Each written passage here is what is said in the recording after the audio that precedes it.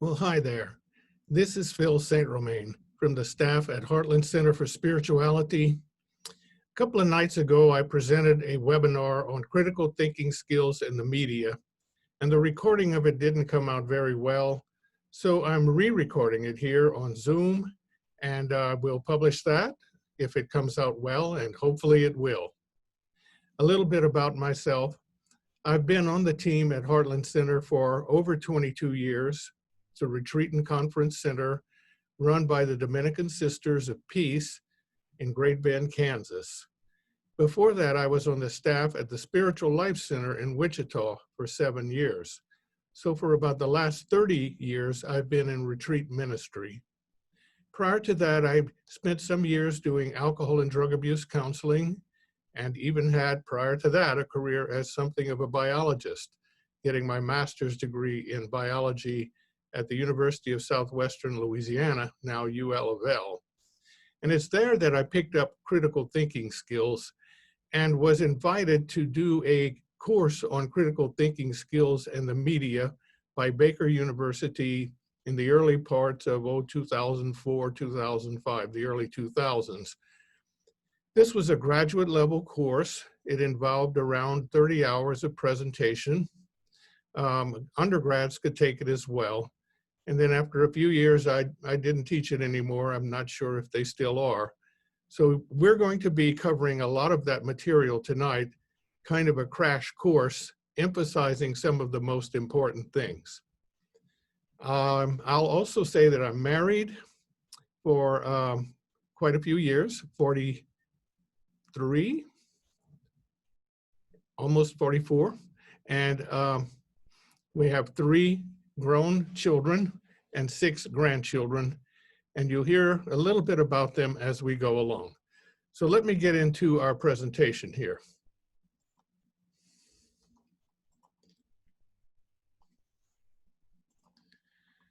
I'll be speaking from a keynote presentation.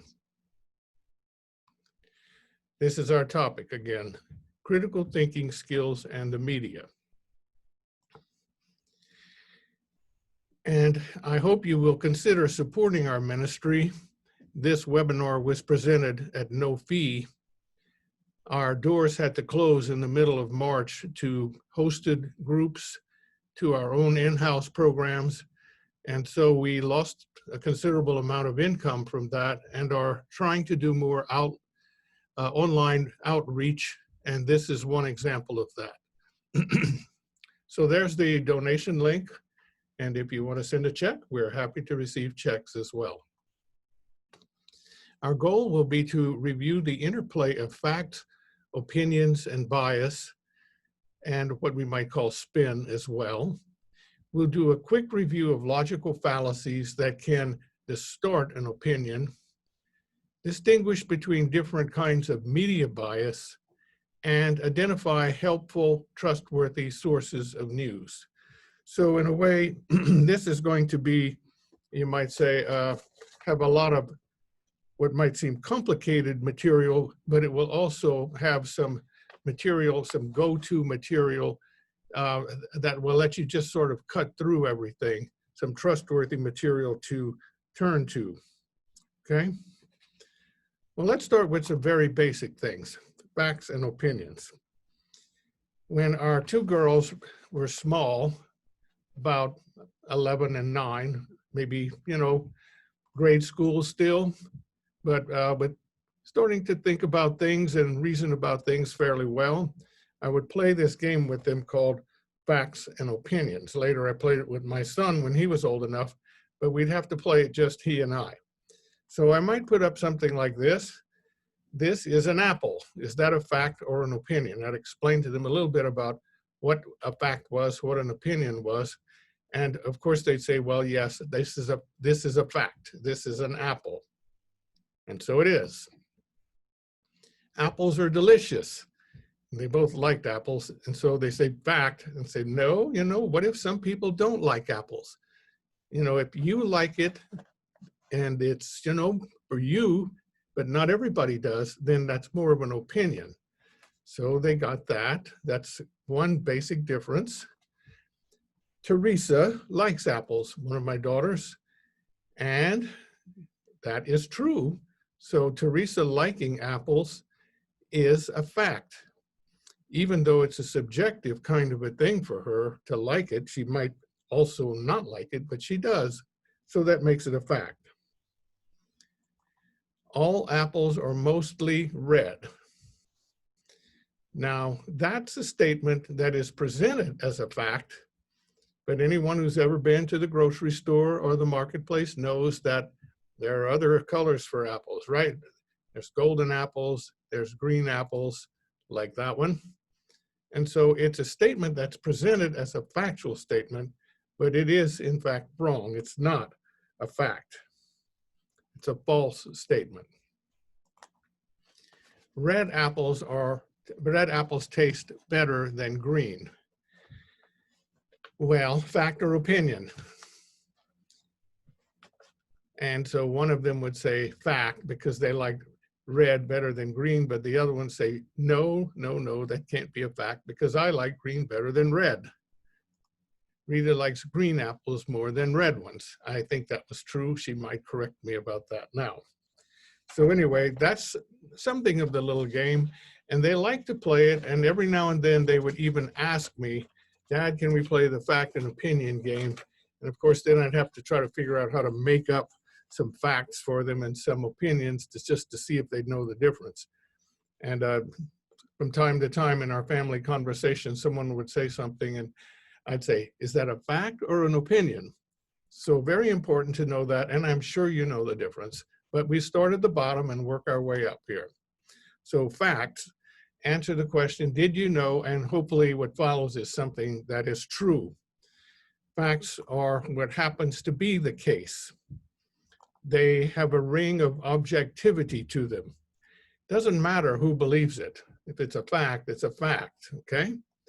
And what makes it a fact is that it can be provable. It can be verified. And so when I say Rita likes apples or Teresa likes green apples, it can be verified by simply asking them, is that true? Do you like that? Facts can pertain to a lot of different things. Data, like what is the temperature? What is the date? How many of this or that? What did this person say or do?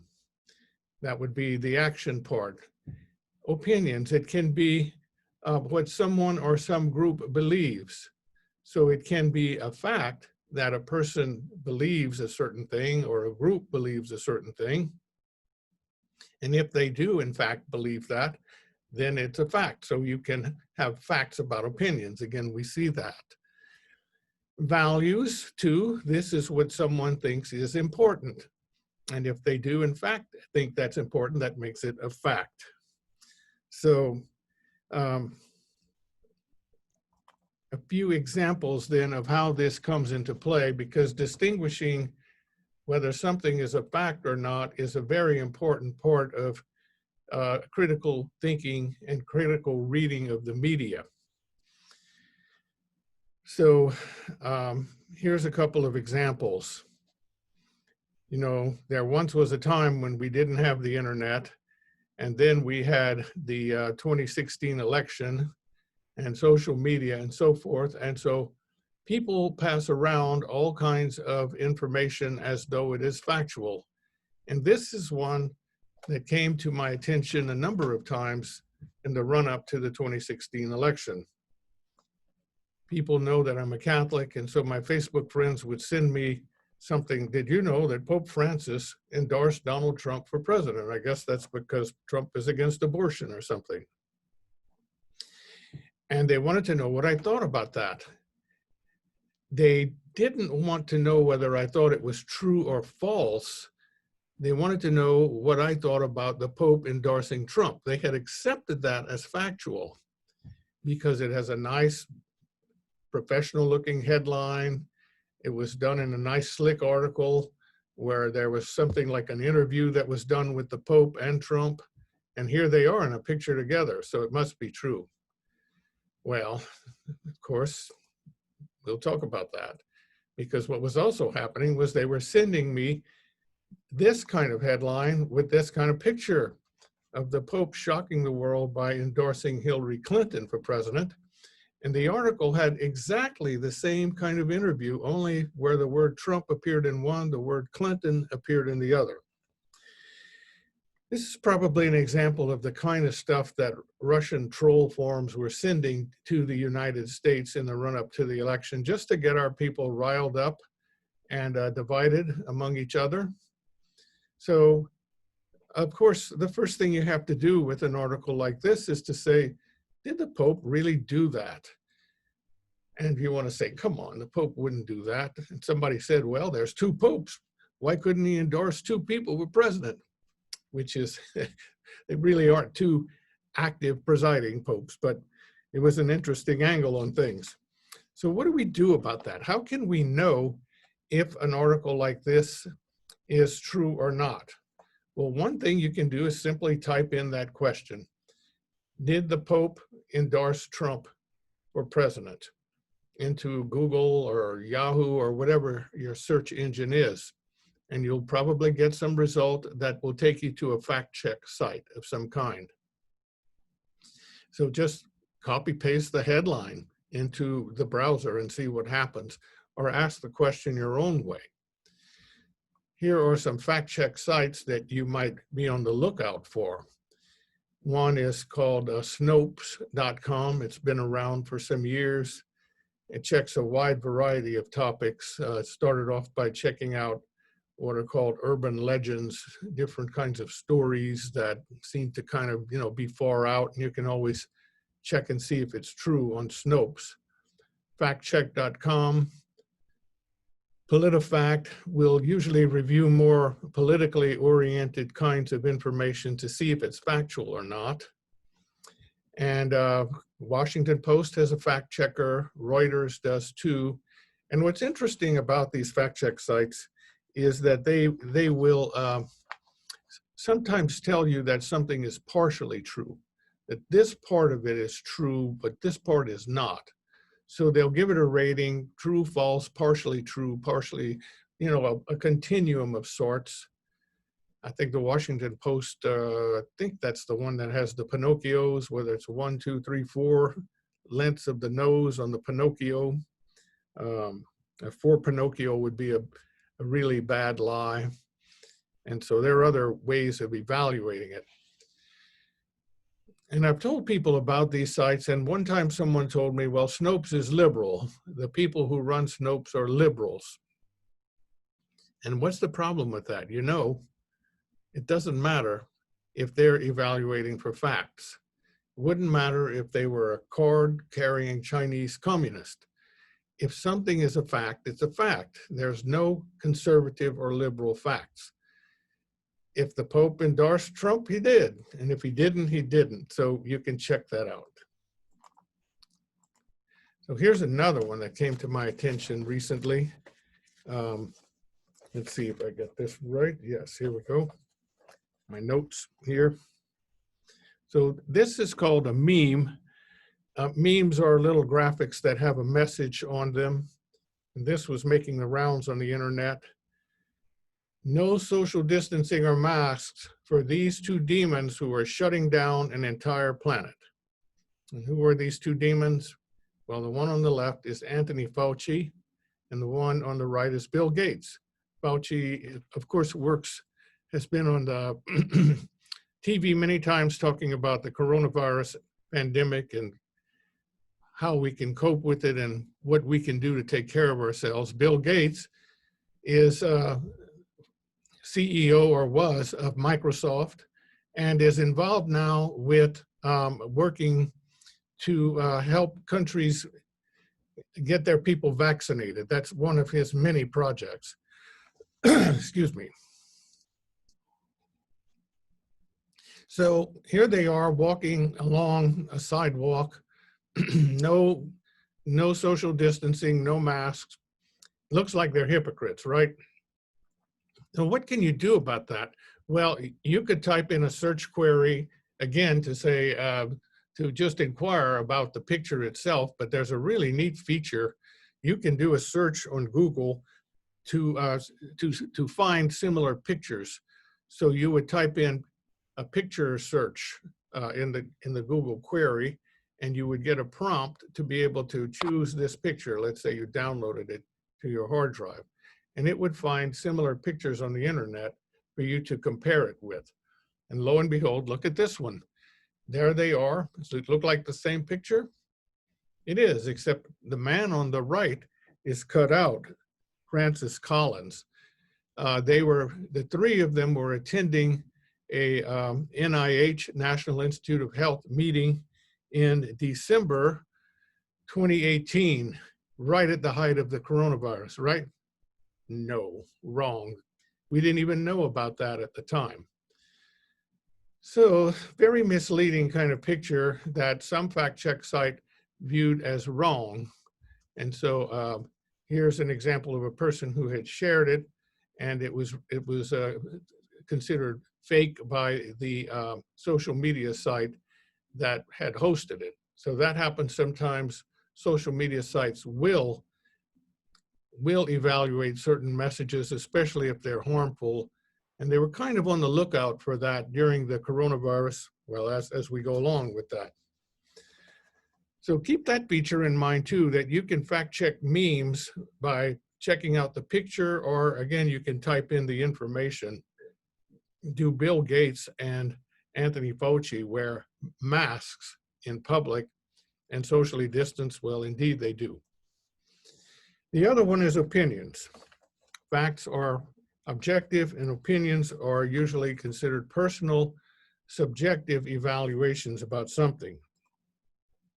They can be related to facts, or they can ignore facts altogether. They don't necessarily have to be related to facts. When I say that I like autumn better than summer, well, of course, it's a fact that we have these seasons, but I'm not basing my opinion on any particular thing. If I say I think fall is more enjoyable than summer, then that's just my opinion.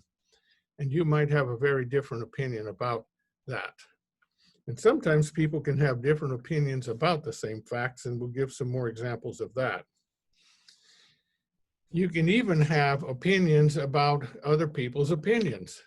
So I can say, I believe autumn is a more enjoyable season in Wichita than summer.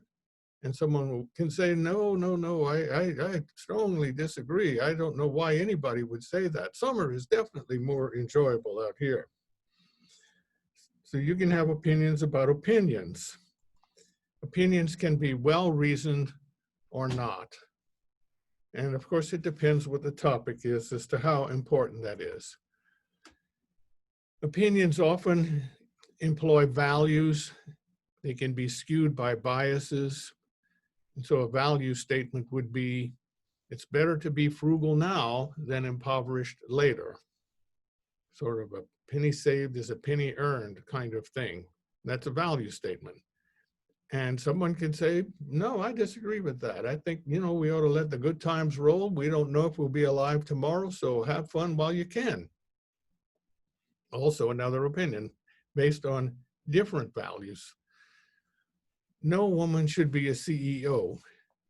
Well, there might be some kind of values there, but it's moving toward bias, where it begins to shut out a certain group of people or close the door on something.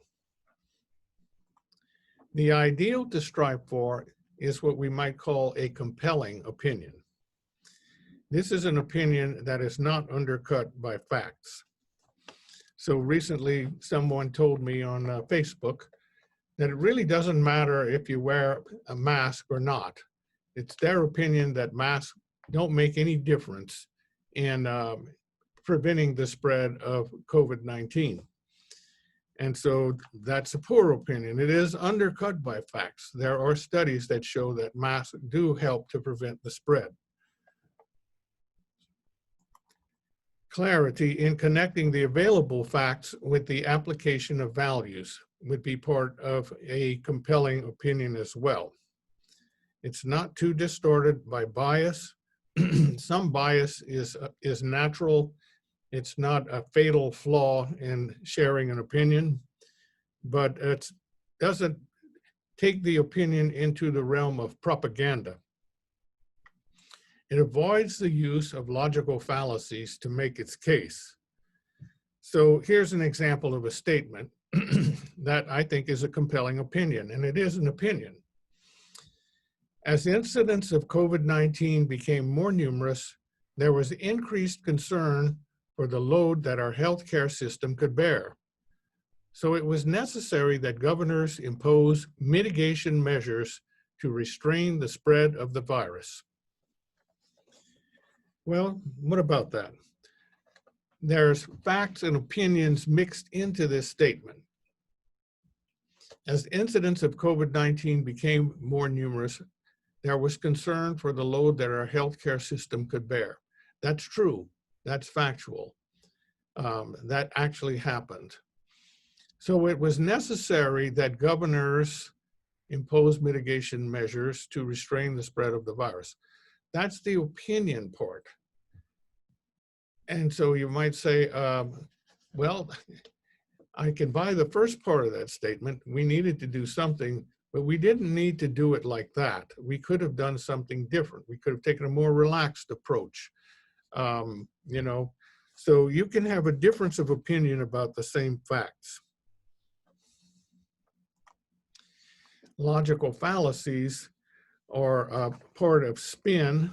They contribute to spin in how we express our opinion. They define it here as a reasoning error that weakens or invalidates the argument. So we have facts and opinions, then how we try to promote our opinion is what we call an argument. In debate, that's an argument. It's promoting your position. So you can obviously, in this sense, have arguments about arguments. But they're all different ways of doing that misrepresent the situation and weaken your opinion or argument, if you prefer. One example of that is the straw man fallacy. It's a very common one, knocking down a position that the person doesn't even hold. So example, and I'm using a lot of coronavirus examples because that's where we're encountering so many of these logical fallacies and opinions these days, especially in social media. So these governors, I guess they just don't care about the economy. And that's not what the governors are saying, and that's not why they're doing what they're doing. It's not because they say, oh, finally, I hate the economy, so let's do something to destroy it. And of course they care about it, and they know that somewhere down the road they've got to do something to reboot it. Slippery slope exaggerates likely outcomes. If the governors can close things down now, they will soon use their authority to control us completely later on. Dictator governors, they're going to take over everything. So that's a rather extreme example. Slippery slope might actually have a valid concern at times. It's the old, if you give them an inch, they'll take a mile kind of an argument. If you let this happen, then something worse will happen down the road. It's something to keep an eye on, but this particular example is rather extreme. Ad hominem is the most difficult, at least for me, the personal attack. Governor Bozo is too much of a moron to make a good decision about public health. That's not talking about his values or opinions or decision. It's attacking the man and his character himself. And people use ad hominems, personal attacks, often in social media discussions. If they disagree with you, they attack you personally, call you names, insult you, judge your character. It's a way of trying to shut the discussion down. And in my view, and what I put back is, oh, when personal attacks begin, I guess the person has run out of good ways to defend their argument. And of course, you get more personal attack response to something like that as well. False dilemma. This is black-white reasoning that ignores options. So either we basically shut down the economy or we just act like there's no problem and millions of people die. Like we don't have any other choices. Those are the two. And of course, there are many other choices in between. You have to kind of slow down the economy maybe so that you can, impose the isolation and even a stay-at-home order at times to try to halt the spread of the virus. But it's not like acting like there's no problem. Appealing to ignorance, affirming an unprovable negative. This we find in these conspiracy theories many times, and the next webinar is going to be on that, conspiracy theories about COVID-19. So the government hasn't come out and denied the connection between COVID-19 and 5G technology, so they must be hiding something. So it's kind of trying to prove a negative here. Just because they didn't say something proves that something must be true. So the government hasn't disproven the existence of extraterrestrials living in the ocean, therefore it must be true. You can go in a lot of directions with that, obviously. Red herring fallacy is changing the topic, sort of in the middle of one, you take this tangent. It's a big tangent. Yeah, so lots of people are dying, but what do you think about mail-in voting? You say, well, that's a non sequitur. It doesn't follow at all. But it might be kind of related because, people are dying. There's infection. It could spread to voting machines. Long lines, people coughing and sneezing on each other, even with masks and distancing, it might be dangerous. So more and more we're hearing about mail-in voting. This person made the leap, but they skipped about 5 steps. So if you're in on that conversation, you might wonder, how did we get here? And that's kind of what a red herring is. Maybe they don't want to talk about people dying, but they really are comfortable talking about mail-in voting. Appeals to authority is picking and choosing our favorite authorities, the ones that agree with us. Dr. Zebra has an MD from Harvard, and he says this virus is no more dangerous than seasonal flu. And there are some Dr. Zebras out there and people with good credentials, but that's not how science works. Science is not one person saying something and therefore it's true and another person's. Okay, so Dr. Z might have an opinion, but if he's going to say it's no more dangerous, he has to provide some scientific evidence for that. So science is a shared consensus based on a lot of research across a wide range of topics. Bandwagon, many people agree with this position. Like, you want to say who? Like who would be a good comeback to that. One that I've heard recently, because there's protests going on, a person who watches this might not know what time we're in, but there's a lot of protests going on following the death of George Floyd. And so Black Lives Matter related protests. So some are saying, look at all those protesters. Just goes to show that the lockdown was completely ineffective. Meaning, if this was really a problem, people wouldn't be out there protesting. If there really was danger, they wouldn't be risking themselves. Well, that's not necessarily true, and there might be some kind of blow up, some spike in infections coming from the protests. It certainly doesn't mean that what they're doing is completely safe. Causal fallacy implies causality where there is none. Everyone I know who got COVID-19 also got a flu shot, which must be where they caught it. Well, they probably also drank water, maybe drank milk, maybe went outside. Okay, a flu shot is a little closer to how disease, people are dealing with disease. That's kind of a thing that people are paranoid about. There's this whole anti-vaccination movement. I had a Facebook friend who was actually saying this, that COVID-19 came from flu shots. And I challenged her on it, and I got unfriended, and my post was kicked off her site. So sometimes you just can't talk to people about these things. They believe what they want to believe. A circular argument is basically it's true because it's true, repeating what is implied is proof. You must obey the law because it's illegal to break the law. And a lot of other directions you could go with that. So these logical fallacies are forms of spin, ways of presenting your opinion, trying to promote your opinion. The media do it, social media do it, individuals do it. And the problem with social media, everybody has instant publication.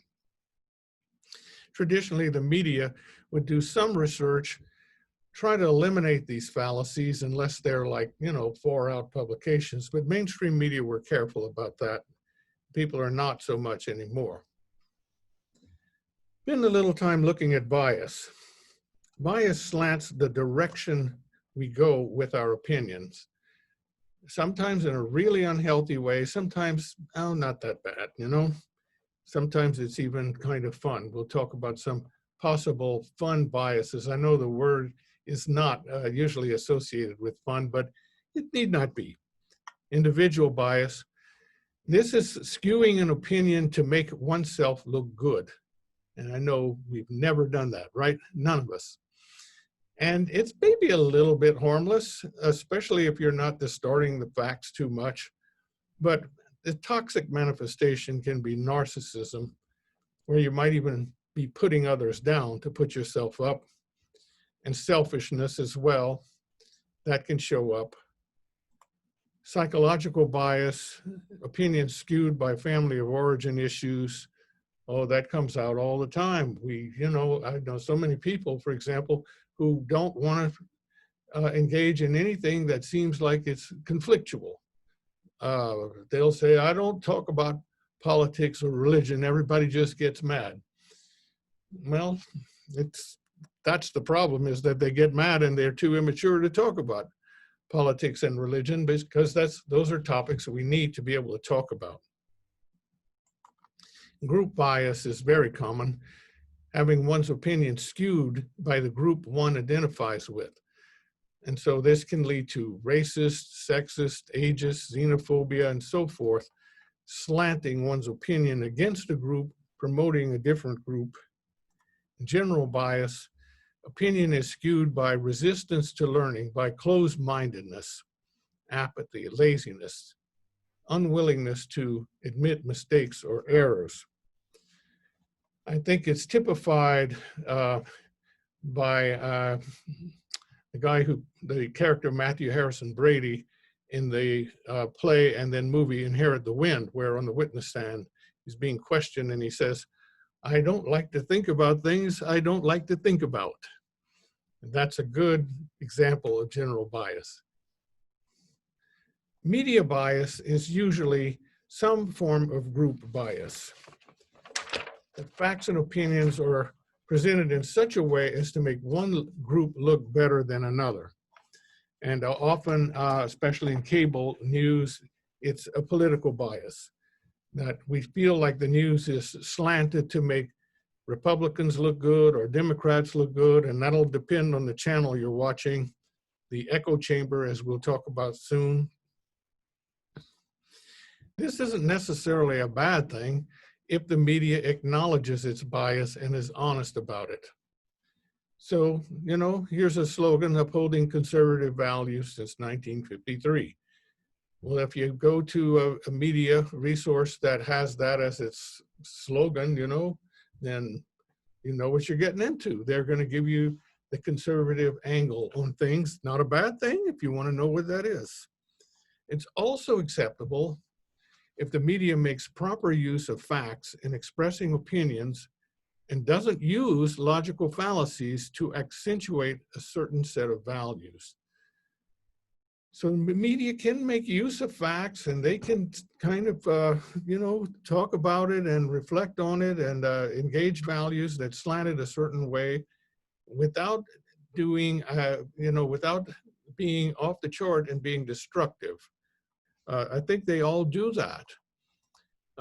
Group bias, for example, can be an expression of a value that the group embodies, like Democrat, Republican, American, Christian, and then the whole sports world.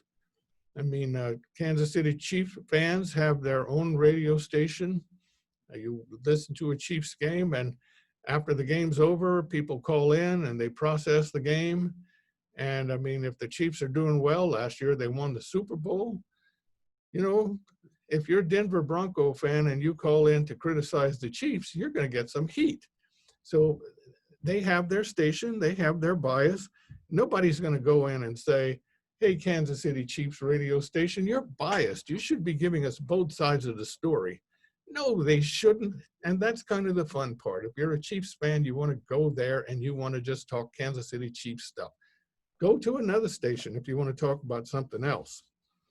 Same with various websites that are hyping their teams and their groups and so forth. So again, we see bias is not necessarily bad if you know what's going on. So there's nothing wrong with a publication or even network partaking in group bias of this kind, especially if they don't represent their positions, misrepresent their positions or others, and they don't promote the toxic forms like racism, sexism, and so forth. Most media is biased towards some group, but few will come right out and admit it. And if we're honest, we'll say that most of us have some bias in the way we talk about things. So not necessarily a bad thing, again, just so we know what we're doing and we're honest about it, at least to ourselves. Now, how does the media show bias?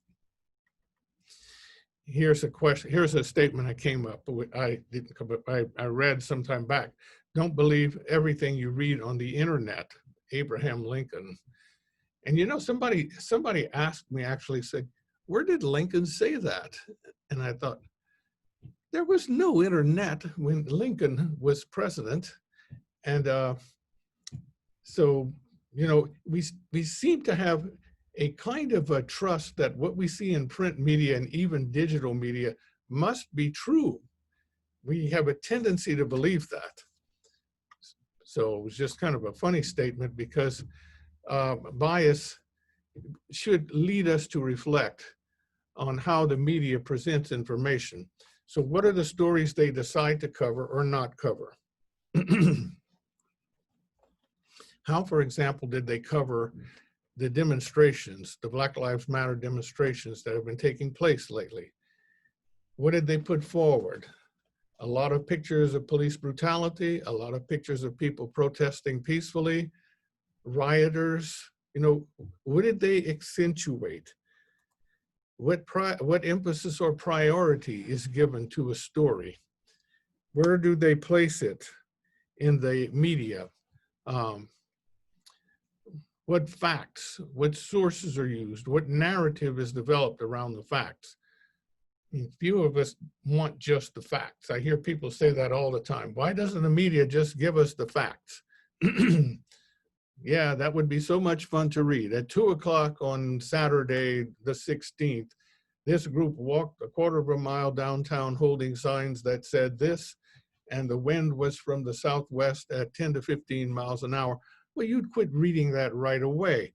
We want our facts to be part of some kind of a narrative that is interesting, a story. Our minds are generally kind of like oriented towards stories. It's how we process things and how we better even remember the facts. This is true of news reporting as well as opinion pieces, that you can have bias just in how the news is reported. And of course, opinion pieces are almost by definition bias. And here's one to really look out for: confirmation bias. Confirmation bias refers to reporting only on information that we agree with. So here's a way of envisioning it. And let's bring up the vaccination discussions that are going on these days. And so I'm in dialogue with some of these folks. Let's say the person on the left is a person who is against vaccination, and I'm trying to tell them that vaccination can be a good thing. Because of vaccinations, there's no more smallpox. Polio has been virtually eradicated. There's only a few countries in the world where it shows up, and only very rarely. And they'll say, oh, but it's so dangerous, so very dangerous. So their opinion is the green circle, the one on the left. Maybe I said that was mine, but that's theirs. And so I said, well, go look it up, go see. It's not really all that dangerous. I mean, yeah, there are some people that have adverse reactions, no doubt about it, but look at the good that comes. So they'll go and do a Google search, and they'll get the big blue circle on the right, but they'll only tell me about the parts of their search that overlap with what they already believe and ignore the rest. That's confirmation bias, and I think that's quite common. A good mature position by people who are looking for the truth would be to really look at all of the information and to use that to form one's opinion.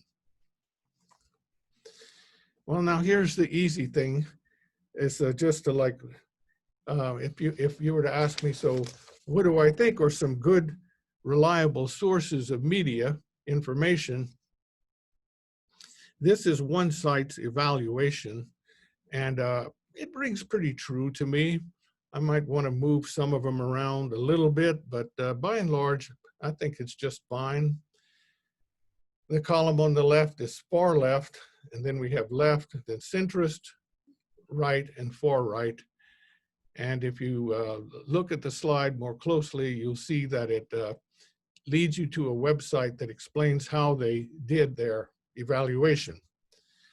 So if you want to just like avoid the spinning kind of stuff, stay away from the far right and the far left. And you see what some of those sites are, and some of them are pretty popular, like Fox News Opinion. That's pretty much the whole evening, every evening, where you get Tucker Carlson and Laura Ingraham and Sean Hannity. That's Fox Opinion. It's contrasted with Fox News, their basic news division. Chris Wallace, Brett Baer, Neil Cavuto, people like that are right-leaning, but not far right, but they'll give you the news. All the way on the left, on the cable news side, you see MSNBC would be quite popular, and CNN Opinion as well. The CNN evening analysis of the news of the day with Chris Cuomo and Don Lemon. Some people would say, yeah, they're pretty far left. But CNN regular news division would be a little more left-leaning, but respectably so.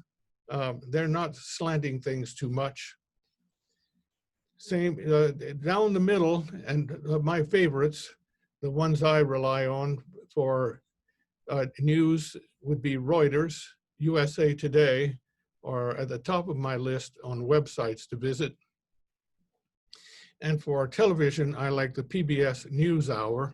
I think that's very good. And I think the traditional mainstream media, CBS, ABC, are just fine also. I don't mind watching them. I don't have cable news, so I don't get to see Fox and CNN and stuff like that anymore. It's too expensive. I wasn't watching it enough, so I dropped it. I also like to go to the news portals like Google News and Yahoo News, which have a topic, and then they'll have several different links under the topic to different ways in which that news is covered.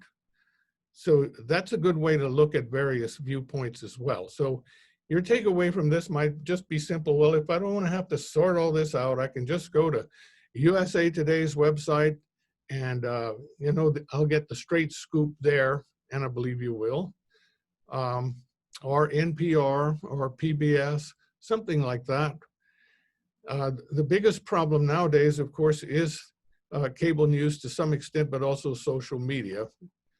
Trolls, we'll talk about them briefly, can be individuals, groups, professionals.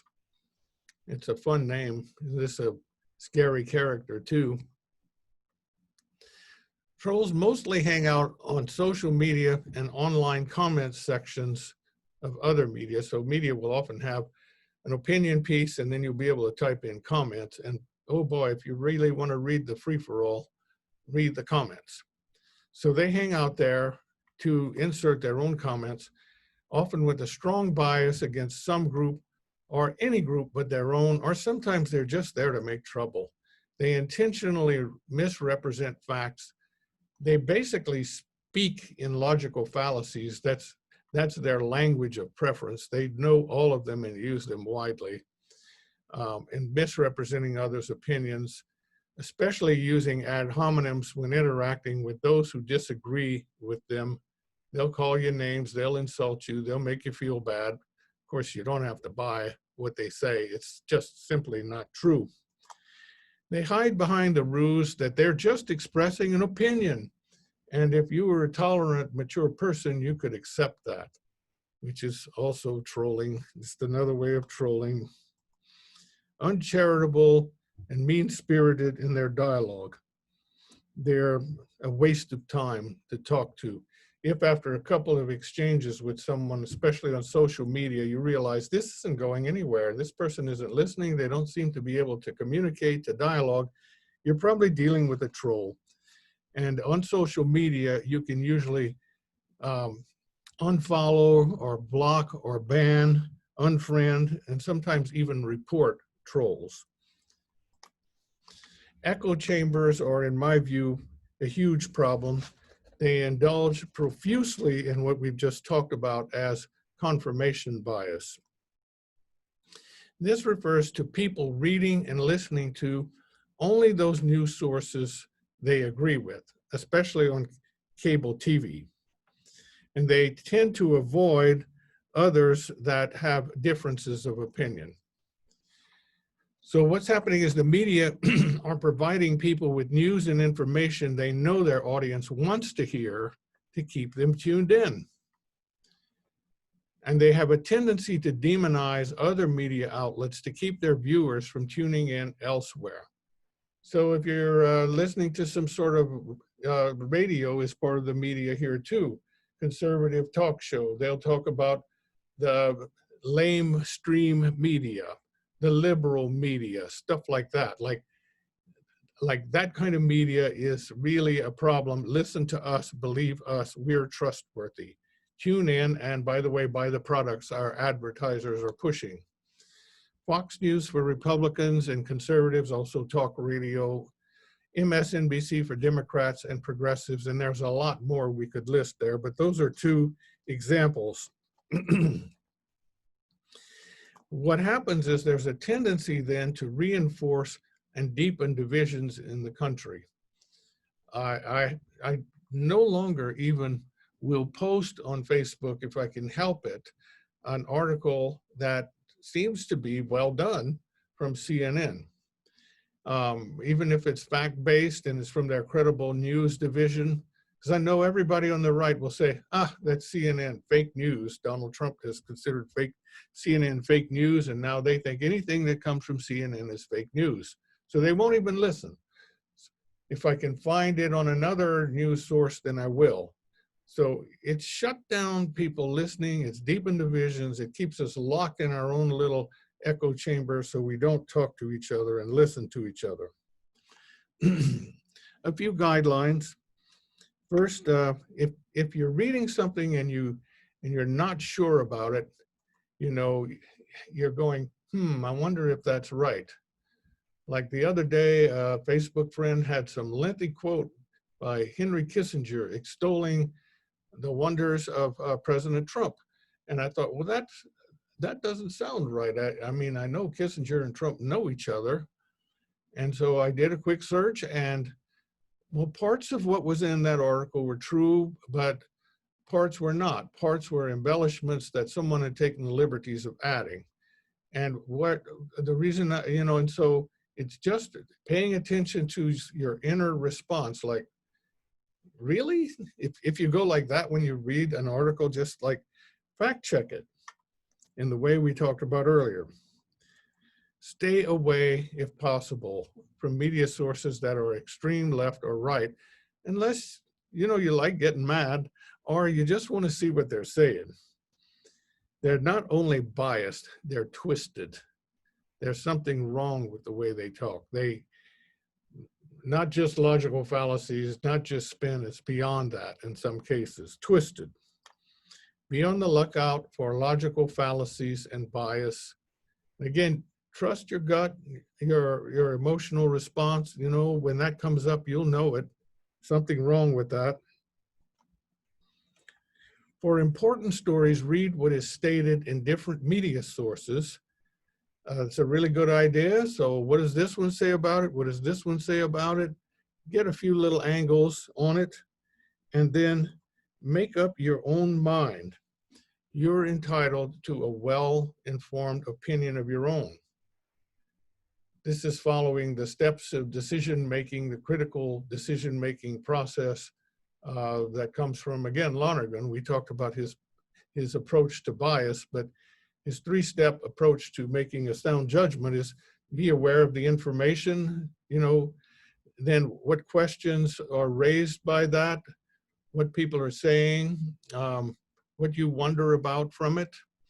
And then finally, having weighed the different options, make your own choice.